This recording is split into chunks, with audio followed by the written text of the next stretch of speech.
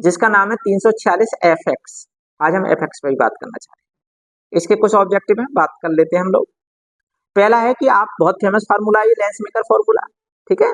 तो आप लोग लेंस मेकर फार्मूले को जो आप इसका डेरिवेशन करते हैं, आप लोग हमेशा उत्तल लेंस के लिए करते हैं मैक्सिमम, ठीक है। उत्तल लेंस के लिए भी ये फार्मूला यही आता है। और ध्यान रखना, यदि हम अवतल लेंस के लिए बात करें, मतलब कॉनकेव के लिए बात करें, तो कॉनकेव के लिए भी यही फार्मूला आता है, ठीक है। तो लास्ट में हम लोग क्या करते हैं, जब इसका फार्मूला आता है तो उसमें हम u इक्वल टू इन्फिनिटी लगाते हैं और b बराबर क्या हो जाता है, वो b बराबर f हो जाता है, ठीक है। ये कंडीशन लगाते हैं। और ये याद रखना आप लोग, चाहे आप उत्तल के लिए डेरिवेशन कर रहे हैं, चाहे आप अतल के लिए डेरिवेशन कर रहे हैं, मतलब कॉन्वेक्स के लिए कर रहे हैं चाहे डेरिवेशन, या कॉनकेव के लिए कर रहे हैं, दोनों में u इक्वल टू इन्फिनिटी लगाएंगे और v इक्वल टू क्या आएगा, f आएगा। और आप सभी लोग जानते हैं कि जब u इक्वल टू इन्फिनिटी मतलब ऑब्जेक्ट कहाँ रखा हुआ है, इन्फिनिटी पे रखा हुआ है, ठीक है।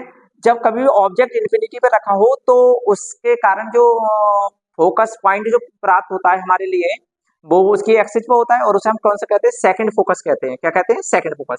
तो इसमें हमेशा सेकंड फोकस को यूज कर रखते हैं, ठीक है। तो हमें चाहे कॉनकेव के लिए करें आप डेरिवेशन, चाहे कॉन्वेक्स के लिए करें, दोनों के लिए, अवतल के लिए चाहे उत्तल के लिए, दोनों में यूज कर इन्फिनिटी लगाएंगे और b बराबर f आएगा, ठीक है। तो हमेशा ध्यान रखना इसका, ये सदैव बी ऑप्शन सही आएगा, ठीक है।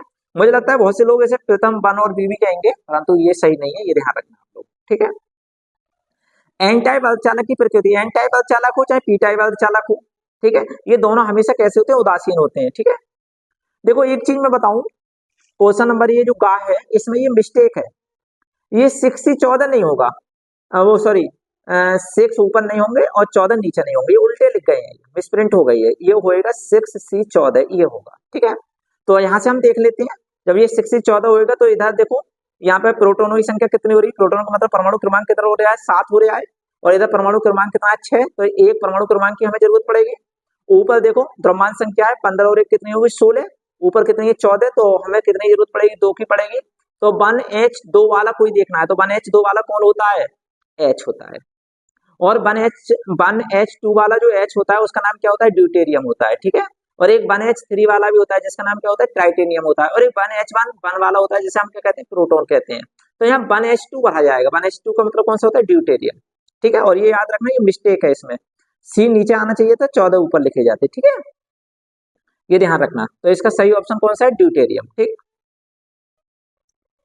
अगला क्वेश्चन क्या है कि 5 समान प्रतिरोध हैं और श्रेणी क्रम में जोड़े तो उनका R1 वैल्यू आ रही है, और जब समांतर में उन्हें ऐड करा हमने तो R2 आ रही है, और एक कोई रिलेशन दे रहा है और n का मान पूछ रहा है। देखो हम जानते हैं श्रेणी क्रम में जब R1 की वैल्यू फाइंड करेंगे, R1 बोले है ना वो, और 5 समान है तो R plus R plus R बराबर कितना आ जाएगा, 5R, ठीक है। और यदि हम बात करें किसमें, समांतर में, तो समांतर में क्या आएगा, 1/R2 बराबर क्या हो जाएगा, 1/R plus 1/R plus 1/R, 5 बार लिखेंगे तो क्या हो जाएगा, ये 5/R हो जाएगा, है ना। और यदि यहाँ से मैं R2 की वैल्यू फाइंड करूं तो क्या आ जाएगी, R/5 आ जाएगी। इन दोनों को आपस में डिवाइड कर लूं तो R1 अपॉन R2 की वैल्यू कितनी आ जाएगी, 5R अपॉन R अपॉन 5, मतलब मैन बटे का ये है चिन्ह, तो 5 ऊपर पहुंच जाएंगे, R से R कट गया, 25 आ गया, तो R1 इक्वल टू आ जाएगा कितना, 25R2। यहाँ से कंपेयर करें तो n की वैल्यू कितनी आ रही है, 25 आ रही है, ठीक है। वैद्युत फ्लक्स का मात्रक, बहुत इंपोर्टेंट क्वेश्चन है, ये कभी सौ बार आता है, और ये भी आ जाता है वैद्युत फ्लक्स कैसी राशि है, तो याद रखना स्केलर क्वांटिटी मतलब आदिश राशि है। तो यहाँ पे ये जो कह रहा है वैद्युत फ्लक्स का मात्रक क्या होगा भाई, इसका मात्रक तो आप एक जानते हैं, फाई बराबर ये होता है EA, वैद्युत फ्लक्स यही तो होता है, चुंबकीय फ्लक्स भी ये होता है।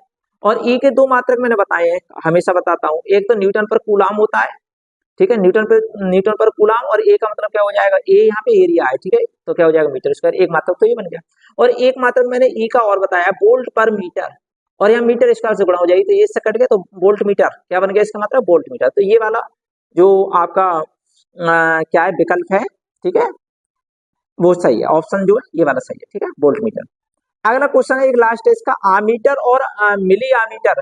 भाई आमीटर जो होता है वो बड़ा मापता है, मिली आमीटर वो छोटी वैल्यू नापता है, भाई उसका 1000 में गुना होता है। तो इसमें कहता है कि मीटर और मिलीमीटर में प्रतिरोध किसका ज्यादा होगा, तो हमेशा ध्यान रखना जिसकी परास ज्यादा होती है उसका प्रतिरोध क्या होता है, उल्टा होता है, इसमें कम होता है। तो आमीटर का क्या होगा, प्रतिरोध कम होएगा, और मिली आमीटर का ज्यादा होगा। तो कहने मतलब ये वाला ऑप्शन इसका सही है, ठीक है, ये बात ध्यान रखना, ठीक। और इसके बाद ये फिर इंग्लिश में दे रखे हैं, आप लोग चाहे तो इंग्लिश में खुद देख लें, ठीक है। तो बहुत बहुत धन्यवाद। हो सकता है आपके लिए बहुत अजीब लगे, परंतु ये जो मैंने आंसर दिए हैं ये बिल्कुल करेक्ट आंसर है, ठीक है। और कहीं कोई प्रॉब्लम हो तो आप कमेंट बॉक्स में बताइए। धन्यवाद, बहुत बहुत धन्यवाद।